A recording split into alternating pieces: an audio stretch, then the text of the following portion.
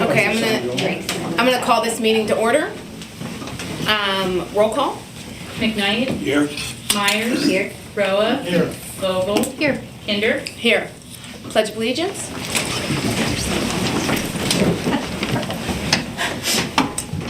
I pledge allegiance to the flag of the United States of America and to the republic for which it stands, one nation, under God, indivisible, with liberty and justice for all.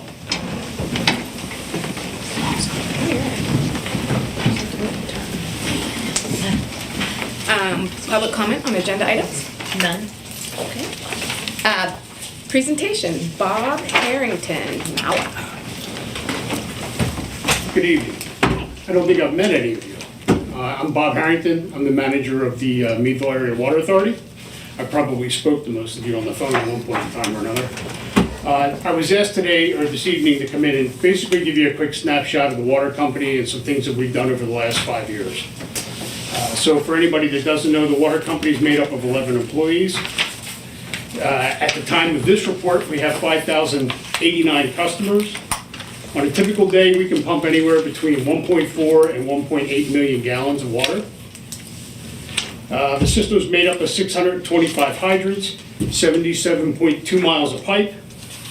We have 2,030 valves, 7 well houses, 3 pump stations, some of which you might be, well, you'd be familiar with the pump stations. They're Limber, Hillcrest, and the big station on Rogers Ferry. We have 3 storage tanks, and we typically, in a typical day, we store about 4 million gallons of water. So basically what that is that gives us 2 days supply in the event that something catastrophic were to happen. And then I laid out some capital projects that we've worked on over the last 5 years. I can work through this and give you a quick explanation as to what motivated that project and how we decided to do it. So first would be implementing and installing or completing a 10-year schedule to replace all of our meters with R900 meters. And the reason that we went to that technology was it also allowed us to then purchase and implement a drive-by reading system. And what that reading system did was, up until that point, the water company paid a third party to read meters. It was simply made more sense than it did to have a full-time employee to do that. By putting the remote reader in and installing those meters, it saves us about $60,000 a year. Treatment and pumping controls. We're just about to complete the installation of our new fiber optic system that links all the well houses and the pump stations back to a central location. And the motivation to do that was simply that it makes it more efficient. We have more control over the pumps. The bottom line is that, there's no sense of pumping water out of the ground that we don't need. The old technology used to be that we would turn the pump on, fill up a tank, and turn the pump off. Today's technology is that what we want to pump what we need. You don't want that water to sit in the tank. There's also no reason to spend all that energy. We replaced the disinfection system, with a new chlorine system. At Limber Road Pump Station, we updated some of the pump controls and an electronic valve. We replaced the number 2 pump. We currently are waiting for delivery for a new number 1 pump. And again, the same thing. So some of these pumps have been in service for 60 years. Frankly, just by changing the pump, without even doing anything to the motor, just by changing the pump, we increased the efficiency considerably from the old 60-year-old pumps. Hillcrest Pump Station. Again, both of these 2 pump stations, they serve both of those tanks that we're all familiar with, the big blue ones. Hillcrest and Limber pump to those tanks. Hillcrest Pump Station. We installed the new mag meter. All that does is allow us to better monitor how much water the station is pumping. We replaced the roof, exhaust pipes, and some drainage. We have some pump work planned there in '24. The wells, the system's made up of 7 wells. The wells, we clean wells on a 7-year cycle, or in the event that a well started to, in other words, if its pumping capacity seemed to be diminishing, you would then pump that up on the schedule. But typically you want to clean a well every 7 years. So you'll see where well 1, we cleaned and installed a new VFD pump. Now a VFD pump sort of does the same thing, right? So the old pumps we turned on, and we turned off. VFD pumps allow us to control the speed of the pump. So it allows us to control how much water we're pumping. So we don't over pump it if we don't have to, and we're not under pumping it, right? The other thing it allows us to do is it allows us to run it in combinations with other wells. So if the pump station is putting out, let's just say it's putting out 2,100 gallons a minute, it allows me to run maybe well 1, well 2, and maybe well 5 at the same time, and we can match that. What that allows us to do is to stop the well houses from starting and stopping or short cycling during a run period. That helps us, that saves a lot of energy. It also helps a lot on maintenance. Well 2, we cleaned and replaced the pump and the pump column. Well 5, we cleaned and replaced, we put a new motor in it. Well 6 is another well that we put a VFD in. How we deduced which well houses we want to put VFDs in. So some well houses will pump, some well houses have the capacity to pump, say, 1,000 gallons a minute. Others only pump 300 or 400. So if we have a well that will produce 1,000 gallons a minute, and we put one of these VFD controls in, that allows us to do just that. So we can pump up to 1,000 gallons, or I can run it with 2 other wells and slow it down to 700, for example. Water main replacement. So I don't think there's anybody in the room that hasn't seen us replace water main. We get in the way, we make a mess, right? And basically, this list is formulated off of a maintenance or performance of the main. So some of our water mains here in Meadville have been in service for 90 years. So we've absolutely got our pennies worth out of the investment. But as they start to fail, and as the failures increase in frequency, we bump them up on the list, and we get a project together, send it out to bid, and we can get these mains replaced. So as you can see, we replaced in the last 5 years 13,875 feet of pipe, $2,283,019. We spent a lot of money. Pipe's expensive, no way around it.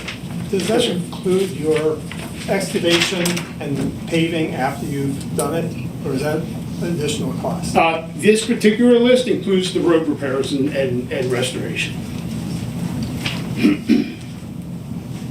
Unfortunately, when we respond to emergencies, and again, I mean, everybody sees us when we're out there, we don't hide.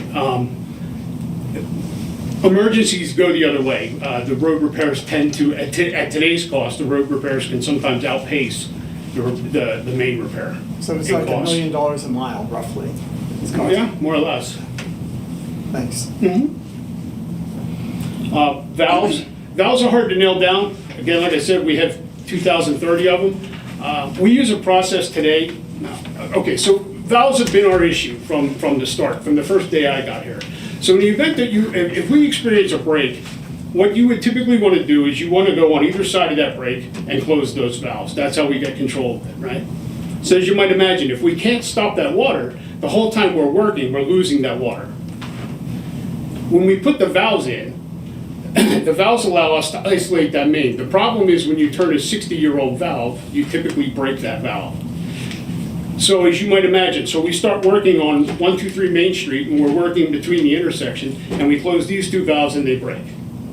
We back up, we close these 2 valves. Every time we do this, we put another 30, 40, 50 people out of water, right? But in addition to that, now these valves that we broke now have to be repaired. There are places here in Meadville we can do that. It's not a big deal, but when you're doing it on Park Avenue, you get everybody's attention, right? So what we use now is we use a system called an inserter valve. The engineers, very smart engineers, went to work on this, and they came up with this system that will allow us to install a new valve on an active line. It's a bunch of different machines that we use to do that. We hire people to do that, to come out and do that for us, but it allows us to bring the system under control. And it's been huge over the last 5 years to allow us to number one, limit the number of customers that are impacted by a break, and then the loss, the water loss. So that's a big thing. We put a lot of time and energy into replacing valves. And again, like I said, if you think about it, I mean, just imagine as you're driving through town tomorrow, every intersection you get to conceivably has anywhere between 4 and 6 valves in it. And so you might imagine that when we start talking about downtown, I mean, it's a little different when we get up in neighborhoods, right? But when we start talking about in the middle of town, if you have to start shutting those valves down, and then you have a problem there, it gets to be a big deal fast. Building and property, we built a new aggregate shed this year. We did that, that was an in-house project. We were able to do that with all of our own staff. We replaced the roof on the storage building. We put a metal roof on there. Again, that building's been in service now for about 60 years. It had an asphalt shingle roof on it. We took that off. We cleaned up the timbers and we put a new metal roof on there. Again, we did that in-house. We've updated the men's room and the women's room because they were also 60 years old.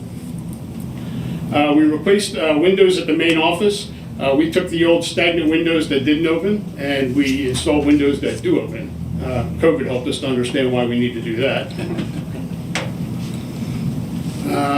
And we replaced the HVAC system because apparently everybody wants to be warm. Now, operating systems, we installed a new SCADA system. The SCADA system runs our water system. We just, 2 years ago, brought a new billing system online. We installed the new asset management system. We're currently working on a lead and copper tracking system with a company called 120 Water. And again, the Neptune meter reading system, which we spoke about. The Neptune reader system not only saved us the money for the readings, but it also gave us an opportunity. In the event that a customer has a question about a bill, what we can do today is we can pull up to the address and we can download the meter and it will literally tell you by hour where the flow was. So if you had a house, say for example, that was vacant and somebody, you know, they're snowbirds. And it's like, hey, listen, how in the world could I have used this much water? You can look at it and tell them where and when that happened. We updated our GIS mapping system. Again, we live and die by the mapping system. The mapping system tells us where we're going and how to get there. It shows us the water system underground. I can tell you, I've been doing this for 32 years now. If you bury something on Wednesday, you don't remember where you put it on Friday. Tanks, Limber Road tank, Hillcrest tank are both due to be lined. So what we're going to do there is, those are the two elevated steel tanks. We have to take those tanks out of service. We have to completely drain them. We'll have a contractor come in, they'll sandblast the insides and they'll spray a new epoxy lining on them. Basically by doing that, the tanks are currently about 50 plus years old now. By doing that, we expect to extend the life expectancy of those tanks by another 15 or 20 years. We have Highland Reservoir. We just updated the telemetry and installed new security cameras there. Equipment, the Vermeer vac trailer. Vac trailers, anything vac related as far as excavation goes, used to be that if you had, for example, if you had a leaky curb box, so imagine between the curb and the sidewalk, we have a leaky curb box, and a water company showed up to repair that. It used to be that we would show up with the big dump truck and the backhoe, and we would make a pretty good mess. By using the vac trailer is basically, anybody that hasn't seen one, it's a combination of a pressure washer and a shop vac on steroids. You loosen it with the pressure washer, you vac it out with the vac side. The vac trailer saved us a tremendous amount of time. I will tell you that the backhoe went from anywhere between 300-400 hours a month to probably 60. Just a great investment. So the vac trailer, we bought a new case front end loader, F350 dump truck. We bought a new 3500 series Chevy utility truck, F250 utility truck, an F150 truck. We bought some new smart shoring. It's inflatable shoring. It's pretty slick. You can fold it up. It takes up very little space in the truck. You get it out, hook it up to a compressed air bottle, instant shoring.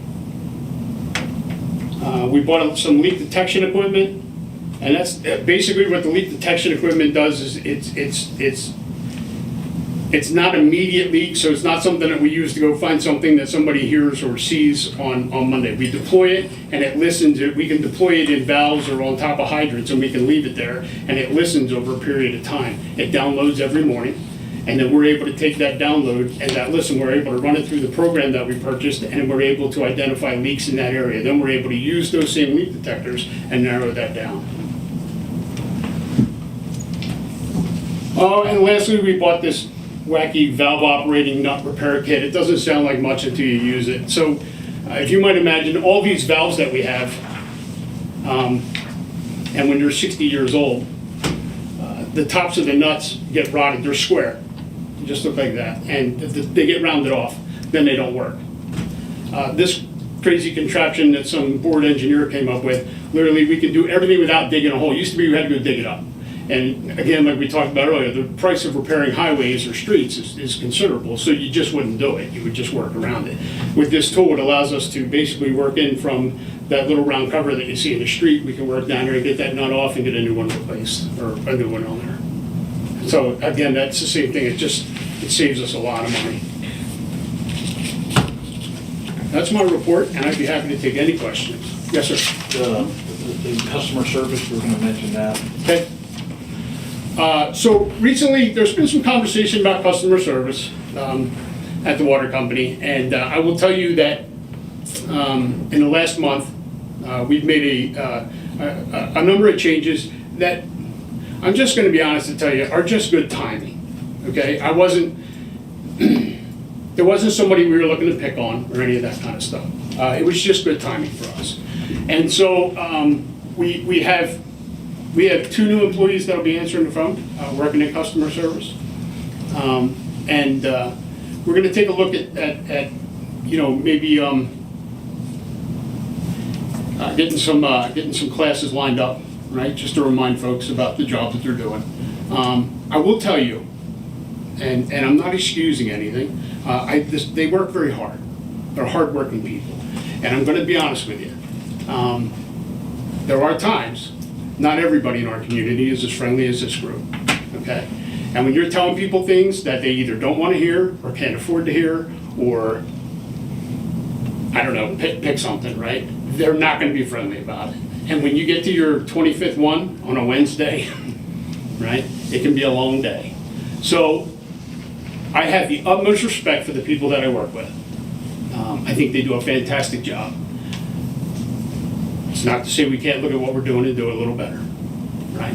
So I had talked to Tim a number of times about this, and I will tell you tonight that we will absolutely follow through with that.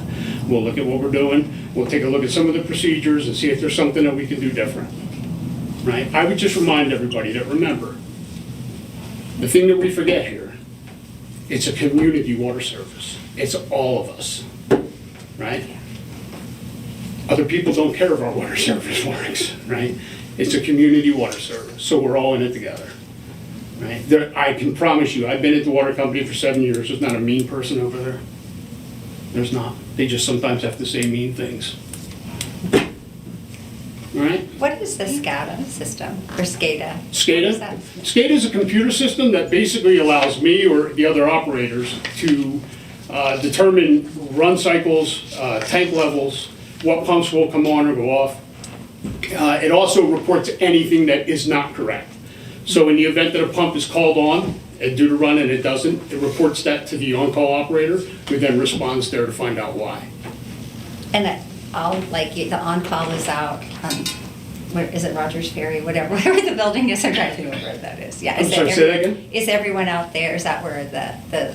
That's our central location, yes. Yep, that's where the main pump station is. That's where we work out of every day. Yeah, that's basically where we keep it all. Mm-hmm. I don't want to make the meeting go long, but could you just real in a basic way, like when we did the sewer authority, could you just so we have these wells underwater, are they artesian, or are they just these wells, and you pump up water, and then you store it, and then you pump it again to the houses, is that kind of, I'm just trying to picture the valves and everything. So I'll give away my secret. What water system? Here's the secret. I don't tell Tim I said this. It's really easy, Yeah. right? It's not, the idea is not complicated. Yeah. So we have the wells. When the system calls for water, the pumps come on. When the pumps come on, they pull the water out of the clear well. The clear well is a storage area that we have down on Rogers Ferry, okay? And so what happens is, once it starts to pull the water out of the clear well, it sends a signal to the pumps, whichever wells have been selected, and those wells start. They pump the water through the chemical building where we do all of our treatment. It goes back, circulates back around into the clear well, and then back out of there through the pump station, and it gets distributed throughout Meadville. The way that our system works is it's trying to refill the tanks. So the water gets pumped into the tank and comes out of the tank. Now it can do those things at the same time.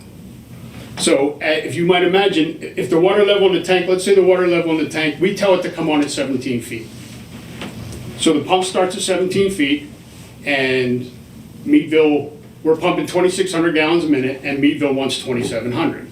It keeps trying to push water into the tank, but meanwhile, it's pushing that water to wherever this demand is, until such a time that that demand slows down, and then it starts to fill that tank up.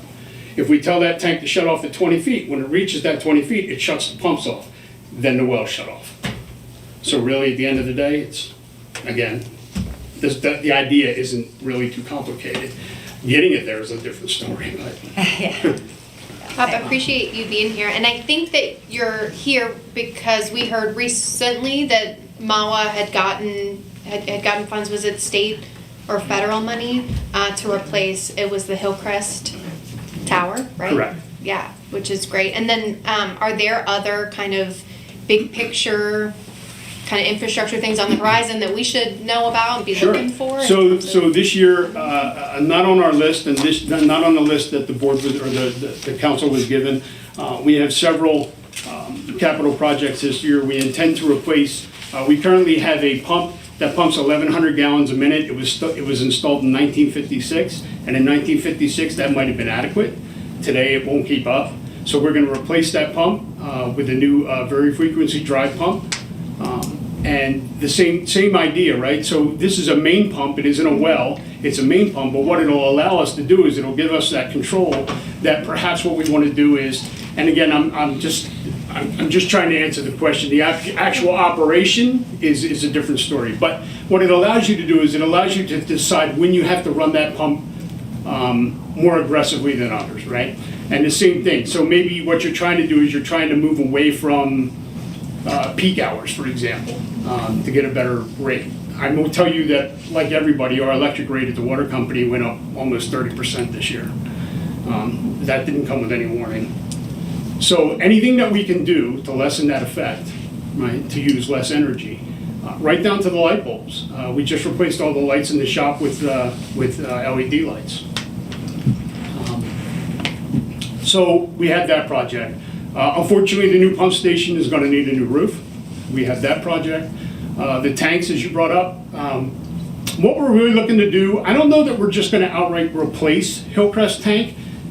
The current problem that we run into, and again, remember the age of the system, right? So the problem that we run into today is when we go to work on Hillcrest tank, the only way that I can do that is to take it out of service.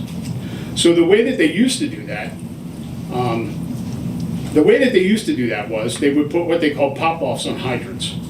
And the pop-offs are basically a pressure regulator. You put it on the hydrant, you turn on all your pumps, and when it reaches a certain point, it pops off, and as you might imagine, all that water goes down the drain. So we pay the electric to run the pumps, we pay for the chemicals to treat it, and then we dump it down the drain.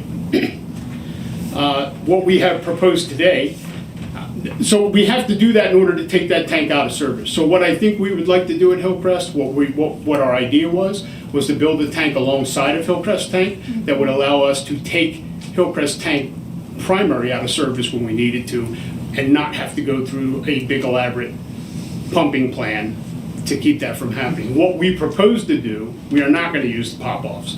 What we propose to do is there's a number of companies out there that basically have these portable bladder tanks, if you will, not that undifferent to a well in somebody's house. And basically what it'll do is it'll allow us to pump against that bladder tank, let that bladder tank take over as the control, and it'll shut our pumps off. And in that way, we're not just pumping it down the drain. It's a big operation. It takes a lot of people. It's expensive. So when the grant was available and we were having the problem at Hillcrest, the first idea was, wouldn't it be great to be able not, to have the ability not to have to go through this big elaborate pumping thing? Do you have a generating system if there's a power outage? Yes, sir. There's there's a standby emergency generator at Rogers Ferry Road that runs that entire facility and all the well houses. And then we have a tow behind generator that we can move from one pump station to the next if we were moving from Hillcrest or to Limber Road. Does your remote read work for a vacant house that has no electric in it? It does. It does? It does. Yep. How does it read that? The meter generates its own power. Oh, Yep. Wow, just kidding. I appreciated hearing too, the updates on customer service, and very much hear your sentiment. I know people who work at the water authority and they're wonderful people. And sometimes, right, it's, folks are in positions and they have to enforce policy, right? They're the ones just enforcing a particular policy, and so, and that's where the rub can come in sometimes. And so, when people have a policy concern with water authority, where can they take that? What's the appropriate? They 'cause I can hear bring that to me. sometimes, but- They can bring that, Okay. they can bring that directly to me, and any of those things I take directly to the board. Okay. And your contact info is on the It is water everywhere. authority's website? Yep. Okay, okay. That's helpful to know. Sometimes I hear, so. and again, we covered this last week, but just for the record, we call it the Hillcrest tank, but it is not owned by Hillcrest. It It's just at the happens to be crest of a hill. located. That's correct. That's Okay. just an old location. Somehow or another it got signed Hillcrest. Right. Actually, DEP knows it as Hillcrest. It needed a name. So that's how it got it. So are you going to also be looking at your building policy? Our billing policy, we're always looking at the billing policy. I mean, as you know, the world changes, right? So we review those things. We absolutely will review them in '24 as a matter of procedure. And sometimes I will tell you that one of the things, it always amazes me. One of the things is that you do something seemingly innocent on one end and don't realize that 4 months later you're going, wow, I didn't see that coming, right? So we review those things to make sure that everything stays in line. So yes. But Larry, if there's anything specific, please let Bob know. Well, And we can focus on those type of I've had things. people that are concerned about, they get their bill in the mail, then a week or so later, if they're unable to pay it, they're posted on the door, and that's another, I can't remember how much it is. $50. $50. Yes, sir. And their concern is, well, I can't pay my water bill, but now I have an additional $50, which I do let them know that you should call, because you will work out payment arrangements. So my concern is, like I tell them to do that, my concern is that they still won't do that, and then they want to come and fuss it, well, I got my water cut off. So I just want to let them know, maybe you should let them know this is our policy, but is there any way we could stop or not have the $50 posting? Well, I mean, that's something that we'll review the policy. I will absolutely discuss it with the board and see what the best fit is. So I want to tell you that so two things are important here. First of all, you are 100% right. You absolutely hit it on the head. If someone's having a problem with their bill, please, when you know you have a problem, please call, right? That's the time to call. When we get to the point where we're putting postings and things like that on people's door, remember, we were just talking about this the other day. Remember that by the time we're putting a posting on the door, if we're doing that at Christmas, that bill's from Halloween. Right. Somewhere in there, somebody knew that something was going on, right? So what I guess, I tell people this all the time when they call the water company, please call when you first know, when we can get in front of it. As we know, there are a number of agencies in Meadville that will help somebody out who's struggling, right? That's a tremendous resource. Our folks recommend those. They give that information out every day. I will tell you that how we got to the $50. The bottom line is that, you know, that got increased 2 years ago. And we got there because at the end of the day, we have to pay, you know, we pay all the folks to put this stuff together, we pay all the people to take the truck out, our insurance, you know, I mean, all those things, you guys know all those things. None of that went down, and we didn't do it, it hadn't been adjusted for almost 15 years. So as you might imagine, we were pretty far behind when we did the adjustment.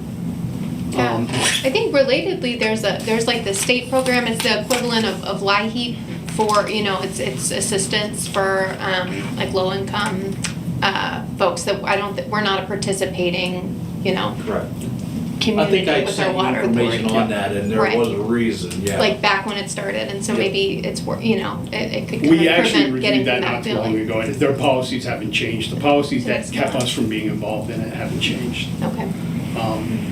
But again, the same I thing, can forward that information again, because it's Okay. kind That'd of be helpful. interesting. Yeah, yeah. honestly, I can't tell you how many times I'm dealing with someone on the telephone that's in a bad way now, right? That simply, we could have avoided all that with a phone call, right? So that's absolutely the best first step. And, you know, what's the gym that says they're a judgment-free zone? That's us, I don't care, right? I just, I need to sell water. If I turn people off, we're not selling water. That doesn't work. Right. So honestly, just make the phone call, get a hold of customer service, we'll come up with a plan. There's a lot of them. Thank you. Do you see like the authority expanding? I mean, do people ask, can I have city water? I was just curious, like. We get calls. You have to evaluate those based off of what it would cost us to get water there. If you live in a neighborhood with 17 houses on it and the guy on the end wants it and nobody else does, we probably don't want to spend the money to run the water main down there, right? Yeah. But we evaluate those as they come along. We've sent out some questionnaires and got different responses from different areas. Sometimes it really just comes down to what is cost effective. But again, the same thing, I remind everybody, you know, it's no different than Coca-Cola, right? I sell water, so if I can find 20 new customers, I'm gonna sell them water.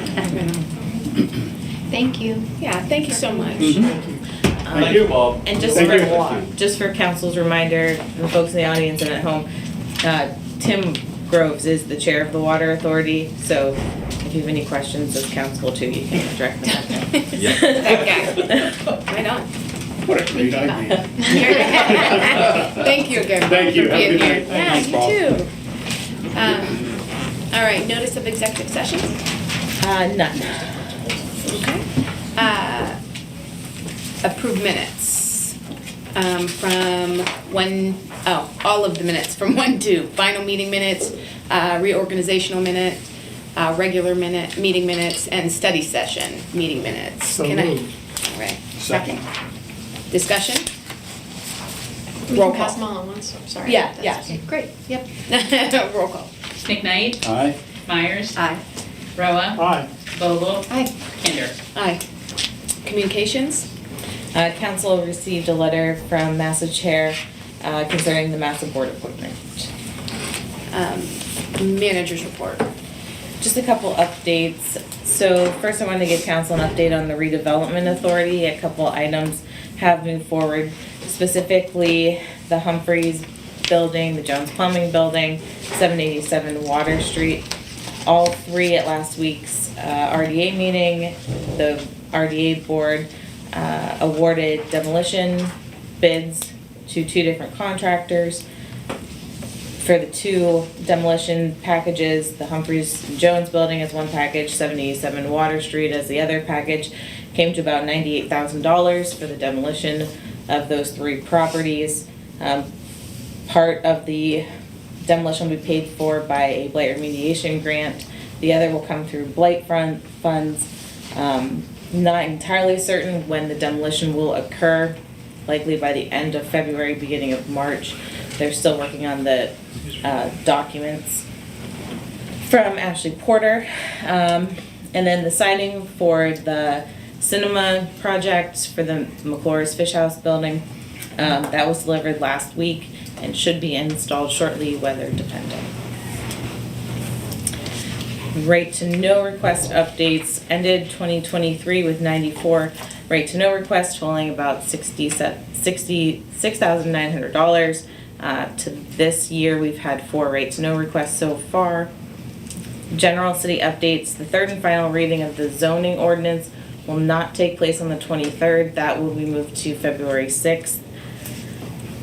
So there's no special council meeting that night. And then as a reminder, ABC applications, the due date to receive those is this Friday the 19th. Can I ask a question about the Humphreys? There's tanks there, right? Mhm. Is that, and that's all been worked with the? So that would be a second phase Okay. of the project. There'll likely be some DEP remediation funding that the RDA will apply for to get those taken care of. But those are a priority. They've gone through the phase 1 and phase 2 environmental assessment testing, and it's being monitored. Okay, good. In that second phase, that would be where we're looking at chemicals that are left in the ground, is that, or removal of those? So the second phase will primarily revolve around continued soil sampling and water testing, and then the removal of those tanks that Gretchen referenced. That was the general city updates. Correct. Okay, sorry, I'm just, old business discussion parking? So unless council has any questions for Peter, who's here, who can answer any of those, just a reminder, next Tuesday at 7 p.m. at the Meadville Public Library, there will be the town hall concerning parking. That will run from 7 p.m. to 8:30. All right, ordinance, first and second reading zoning ordinance.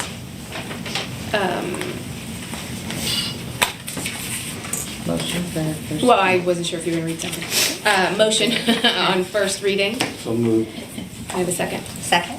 Discussion. Roll call. McKnight, Aye. Myers, Aye. Roa, Aye. Vogel, Aye. Kinder. Aye. Motion on second reading. Motion? I have a Second. Discussion.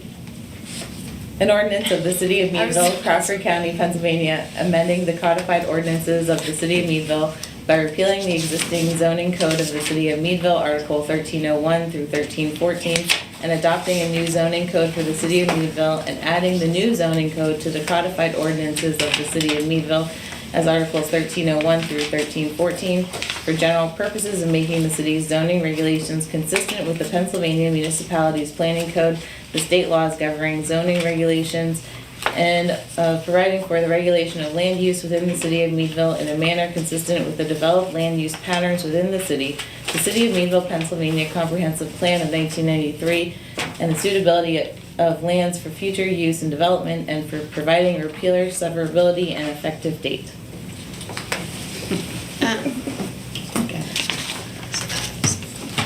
Sorry, we had a public hearing tonight, I totally forgot. Do we hear anything from anybody? No. No. Nobody came. Okay, roll call. McKnight, Aye. Myers, Aye. Roa, Aye. Vogel, Hi. Kinder. Aye. Massa appointment, can I have a motion to table? Motion? All second. Discussion? We had tabled last time, and right, there are notes in here. Larry and Jamie, you said you wanted to open it up again. Is that true? Yeah. Right, like at what point do we stop tabling? Yeah. It's So my question. should we say table to reopen? Or what do you want to? Well, I mean, you can table it to a specific date. You could keep it on the agenda until such point that it's addressed. Depends on what you want to do. Because it was tabled last time, so do you, I mean, we So need when to it's table it tabled, again and then. when it's Okay. tabled last time, it's gonna show up on this agenda. We can table again and it'll go to the next agenda. And it'll just keep rolling until it's acted on. Or if you have an idea that you'll be prepared to handle it at the second meeting in February, you can table it to that date. Okay. What if we want to table it to reopen for new applications? Or what if we want to open for new applications? What? You just do it. Okay. It either But then it- just keeps showing up on the Oh, it agenda, just keeps- or we say, we're gonna open it till this much time, and therefore, here's the date that it's gonna show up. Okay, on. so can we just open it up for, right? Okay. And table it until interviews, then the appointment process has gone through. Yeah. Right, you can do that. I mean, I'd like to put a specific date on it. Yeah, If like it'll take a our month regular, Yeah. Looking. So February 6th. Sorry. I would say first meeting of March, which is March 5th. to So give it us a would be a date. motion to table until March 5th, at which point it would come back to on the agenda. Okay. Can I have a motion to table it until March 5th? Motion? Second? Discussion? In the meantime, does Marcia continue to serve on the authority? Yes. Great. Roll call. McKnight, Aye. Myers, Aye. Roa, Aye. Vogel, Aye. Kinder. Aye. New business, motion, exonerate city treasurer for collections of unpaid 2023 per capita tax. Motion? Second? Discussion. So this is an annual action of council to exonerate Treasurer Michelle Sampson from collection of delinquent per capita taxes. This simply means that the responsibility to collect these taxes moves on to Sharp Collections. Does anybody have any questions? Roll call. McKnight, Aye. Myers, Aye. Roa, Aye. Vogel, Aye. Kinder. Aye. Motion, exonerate city treasurer for collections of unpaid 2023 real estate tax. Motion? Second? Discussion? As with the per capita tax, this just absolves the treasurer from any liability and passes on the responsibility to collect the delinquent real estate taxes to the county treasurer's office. Can I point out something Go ahead. that the list, since I've been here 34 years ago, has been about $200,000 incredibly. It's been around that amount Consistently. forever, it seems. Yep. Oh, it's And the same. ultimately, after we turn them over to the tax claim, we collect almost 99.9%. So ultimately, we almost get 100% of the actual collections. May take a few years, but we get there. Those are, Yep. that's a cool thing to Yeah. let us know, Tim, I appreciate it. Well, the bond people like to hear that noise. That's what they're. Right, right. Like to know we're collecting our money. Right, right on. Well, we like to know that too, Tim. We like to know that too. Does anybody have any questions? Roll call. McKnight, Aye. Myers, Aye. Roa, Aye. Vogel, Aye. Kinder. Aye. Can I ask a question about per capita taxes? When does a person register to pay per capita taxes? It's fine. So like, it's happened a few years in a row where like, my roommate it does not pay per capita tax, and then I take it here, and they say, oh, well, not till next year, and then I take it up again. So Well, when can a person we're always register? trying our best to to pay find per capita people, but taxes? there is nothing that says you've got to come down here and tell us you're over 18. But and you if live they in the want city. to, we, like, right, I got people who Absolutely. wanna pay per capita taxes. We'll What tell time them, of year can they come and do that? Anytime, literally, Okay. anytime. There's Just no trying to learn. specific time. Now, we bill that per capita in August, Okay, it's billed in August. but any time that they move in the city, we just, really difficult time to track these people. When we had assessors in each of the wards, they'd go out to every house, ask questions, send postcards. The county got rid of them. And so we're literally trying our best to find people. Okay, but people can register if people move into the city or for some reason aren't Yep, already after they come registered to down pay and per capita tax. They can Treasurer's office register, will get their any information point. and add them to our list. they'll be billed in August, so if it's Yeah. after that, they might not Yeah, make we it don't until the next rebill again, you know. Sure. Okay, But yeah, it's not an easy process and they have to do that here. to find the people, yeah. Register for Yep. per capita taxes here. Tim, there's a little bit of a time frame, isn't it? Like, you probably have to be registered before July 1st in order to. Yeah, for us to get in the system, but, you know, we try our best to get everybody in there that we can. Okay, but knowing the kind of July 1st deadline is helpful for, for the previous year. Thanks. Did you yeah. apply? I didn't apply. Did you apply? to pay per capita tax?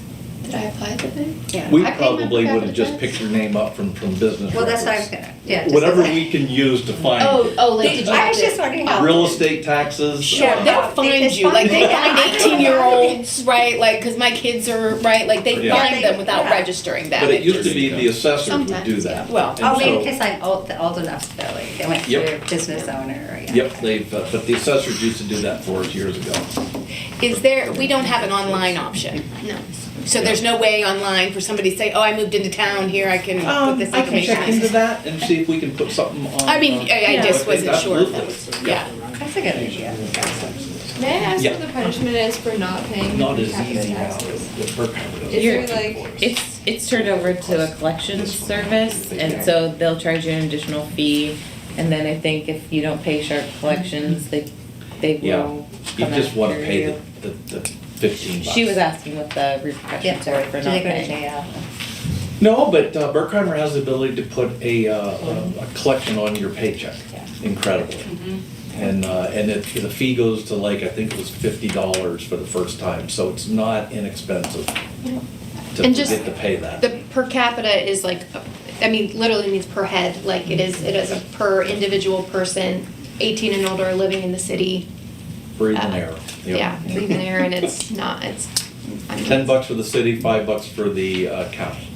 $15 a year. Yep. It's pretty. Well, and if they, they add it up too, right? Even if they seem like, if you don't get a bill, right, they are still adding you up if you have been here. Yep. Um, Very Right, good like, about it. so it's not like you're getting away sometimes, you're actually, right, it's just adding up at Berkheimer. I had 2 accounts with my name on it, one at my mom's house, and I was like, Oh. there's only one of me, and so they had to put the files together, and then I was able to pay them, but I didn't realize that there were 2, they just had 2 with my name on it, so, yeah, it just adds up and adds up, and you just don't want it to, so.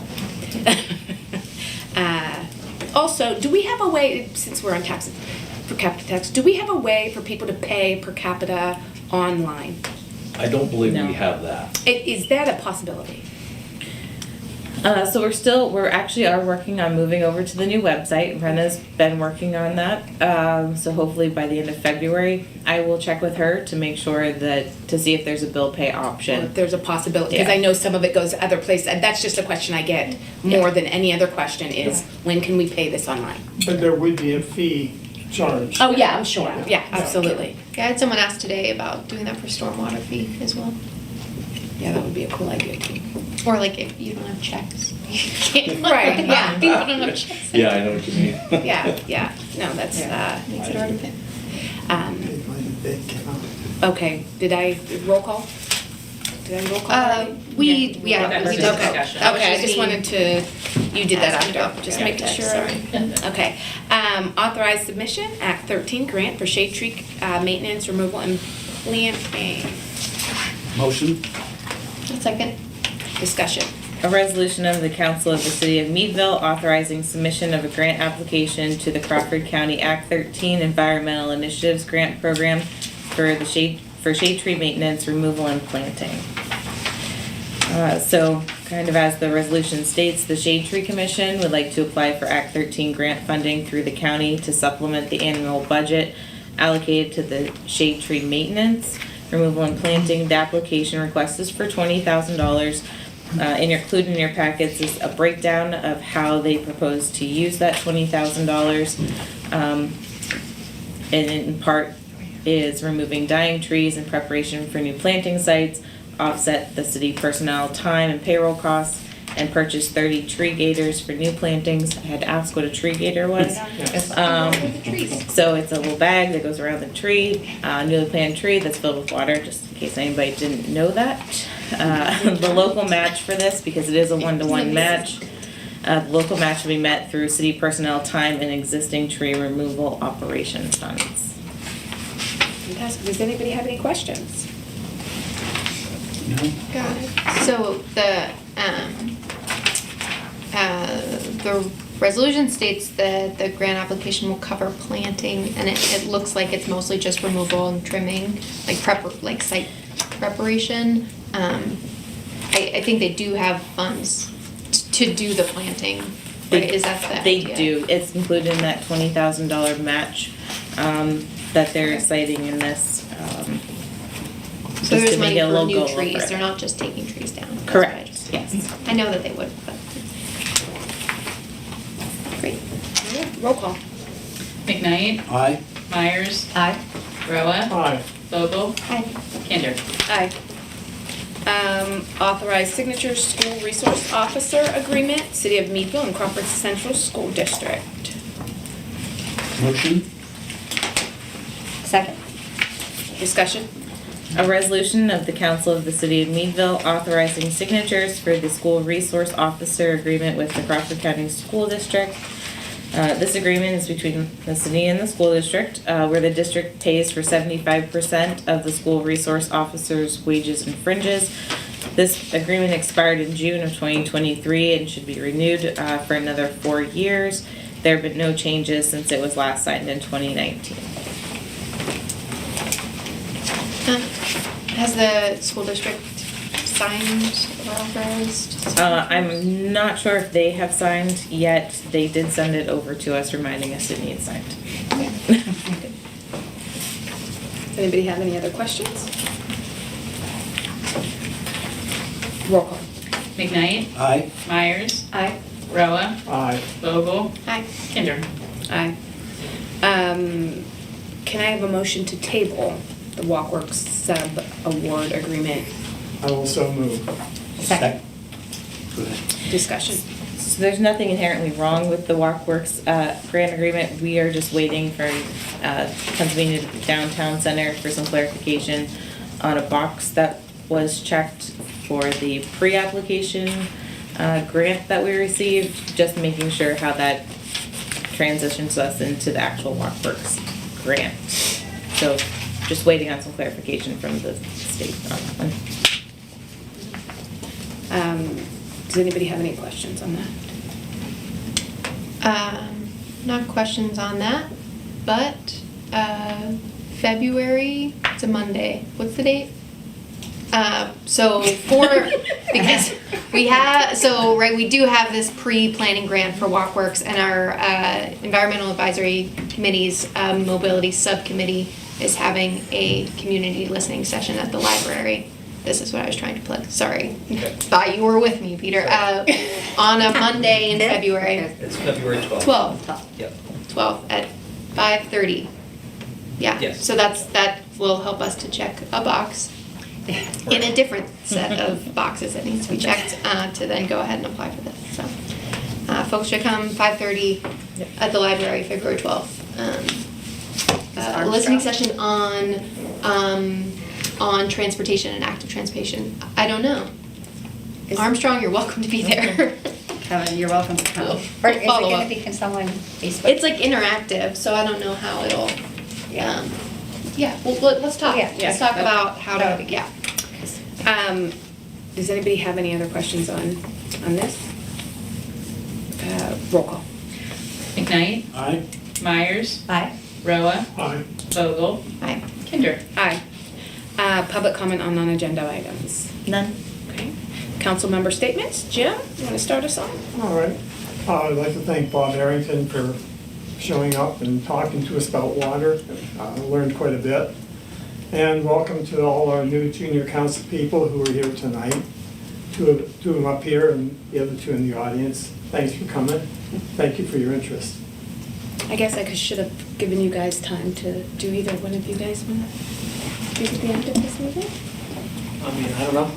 I'm good. I guess maybe we should put junior council member statements above now, then I can remember.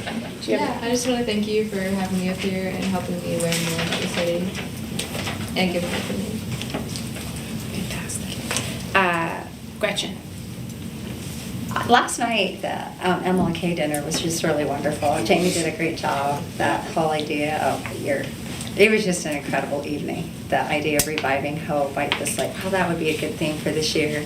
And it was great to look around and see, Tatum, you were there, but like our junior city council people were there. And it just struck me that it would be great to see rising leadership from, our community and how to foster that. It was truly inspiring. Beautiful proclamation, thank you, Marianne, that Jamie read from the city. Beautiful, just an incredible, incredible evening. I'm really glad to be there. And Kevin, thank you for being there last night. Video. That's it, Jamie. And Mike was there. And Mike was there. And Mike. Well, Dr. Dixon didn't acknowledge Armstrong to succumb. She was like, oh, the press or the media. And I was like, well, what about Kevin from Armstrong? Well, I think she bullied Mike into standing up, so. Yeah. Yeah, Totally bullied sure. him. It was Kevin was probably already standing. right, yeah, no. Larry. Yeah, this is true, he was. Yeah, I'd just like to thank everyone that came to the MLK dinner last night. Like Yeah. Gretchen said, it was really awesome. Mary, you did a great job. And I think it's great to see Allegheny College becoming a part of something that's very significant in Meadville and in the Black community. And I spoke with Dr. Cole a little bit afterwards, and he impressed me with wanting to see Meadville, Allegheny College and Meadville not be distinguished like that anymore. He wants to see it as Meadville. And I think that's really a good idea, and I think that's a plan that's going to help change and bring both entities back together as one.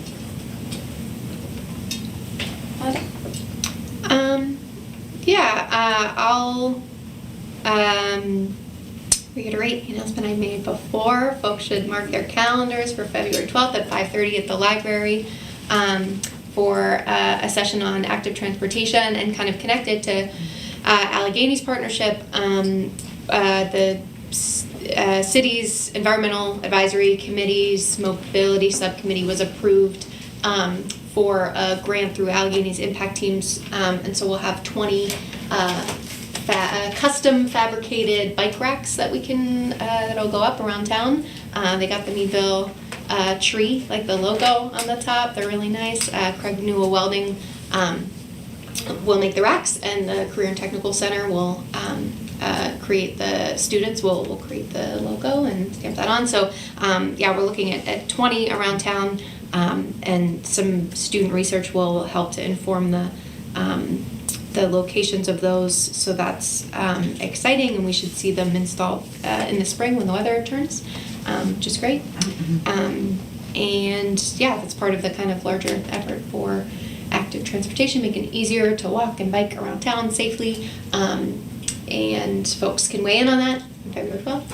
And I hope folks weigh in too on parking. Appreciate, Peter, the presentation that you gave. I was able to listen into last week. And hope folks will come and share their thoughts next week. Also, I'm glad that we are a step closer in passing the zoning ordinance. It's been a long time underway, so thanks to all the folks who have had a hand in that over the last several years, and I'm excited for what that means for development in Meadville going forward. Right on. The MLK dinner was awesome. The message was really really great, and I think with everybody speaking, the message is how to live in a way that kind of keeps hope alive, keeps the dream alive, right? Because we are up against a lot in this country, and we need to make sure that when we're looking at people here who live here, our neighbors, that we're looking at them with humanity, right? Keeping humanity first, so we understand that we're all on the same playing field, and everyone deserves dignity and love and second chances, right? Because that's what Meadville is, right? It's a place that we care about each other, and we want to make sure we're putting our best forward and doing better each day, living better each day with our neighbors in mind. I do want to thank Peter for the parking, because I've heard nothing but things from people about the parking. I can't believe he found this. I can't believe that's true. So I can't wait till they can talk to you personally. So, I'm really excited about that, Peter. It's very exciting. Come to everything that we have. Come to everything downtown. This place is full of cool things to do, and people, boots on the ground, working to make it a better place, with things to do and a place for everyone. So with that, I'm going to ask for a motion to adjourn this meeting. Motion? Have a second. I'll second. Discussion? Roll call. McKnight, Aye. Myers, Aye. Roa, Aye. Vogel, Hi. Kinder. Aye. I do have to speak my